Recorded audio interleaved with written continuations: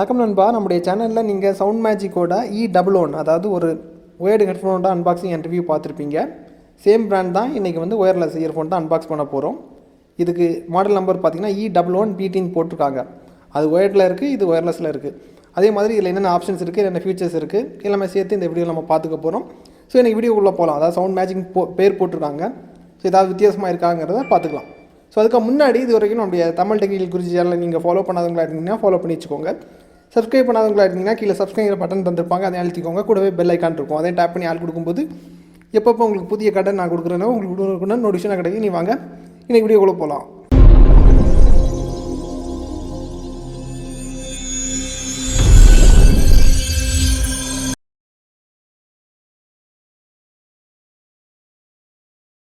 முதல்ல இதோட quick unboxing பார்த்துடலாம். உங்களுக்கு பேக்கிங்கை பிரித்து காமிக்கிறேன், என்னென்ன இருக்குங்கிறத பாருங்கள்.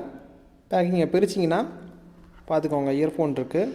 இயர்ஃபோன் பார்க்குறது கிட்டத்தட்ட ரியல்மியோட நெக் பேண்டு இதுக்கு முன்னாடி ஃபஸ்ட்டு வெர்ஷன் லான்ச் பண்ணாங்கல்ல, அதே மாதிரி இருக்குது பார்க்குறது கிட்டத்தட்ட. அது உங்களுக்கு மஞ்சள் கலரில் இருக்கும், இது கருப்பு கலரில் இருக்கும். பார்க்குறதுக்கு இந்த மாதிரி தான் இருக்குது.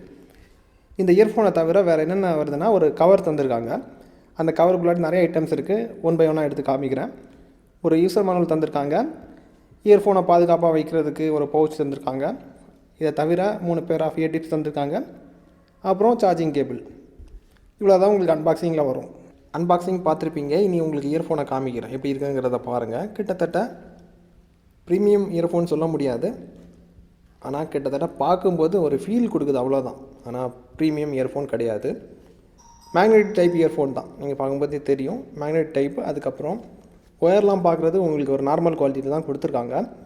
இதுக்கப்புறம் இதில் என்னென்ன விஷயங்கள் ஸ்பெஷலாக இருக்குதுன்னு பார்த்தீங்கன்னா, எல்லா இயர்ஃபோனில் வரது மாதிரி தான் 10mm டிரைவர் தந்திருக்காங்க. டிரைவர் மட்டும் கொஞ்சம் குவாலிட்டியாக தந்திருக்காங்க. இதுக்கப்புறம் ஹை ஃபிடிலிட்டி ஆடியோ சப்போர்ட் இதில் இருக்குது. இதுக்கப்புறம் இதில் ஏஏசி கோடிக் சப்போர்ட் இருக்குது. ப்ளூடூத் வெர்ஷன் 5.0 பயன்படுத்தியிருக்காங்க. 5.0னா அவங்க என்ன சொல்கிறாங்கன்னா 13 மீட்டர் வரைக்கும் உங்களுக்கு கம்யூனிகேஷன் பக்காவாக இருக்கும் சொல்கிறாங்க. கிட்டத்தட்ட உங்களுக்கு 9 மீட்டர் வரைக்கும் தான் கரெக்டாக கம்யூனிகேஷன் இருக்குது. 9 மீட்டருக்கு மேலே போகும்போது கொஞ்சம் லாஸ் ஆகிறத கவனிக்க முடிஞ்சிச்சு. இதுக்கப்புறம் இதோட ரிமோட்டை பார்க்கும்போது உங்களுக்கு ரொம்ப சிம்பிளாக பண்ணியிருக்காங்க. யூஸ் பண்ணுறதுக்கு ரொம்ப ஈஸியாக இருக்குது. அதே மாதிரி இதில் எல்இடி கொடுத்துருக்காங்க. நார்மலாக பார்க்கும்போது அது தெரியாது. நீங்கள் பவர் ஆன் பண்ணும்போது உங்களுக்கு பேரிங் மோட்டில் இருக்கும்போது தான் அந்த எல்இடி உங்களுக்கு தெரியும். இப்போ காமிக்கிறேன் பாருங்கள்.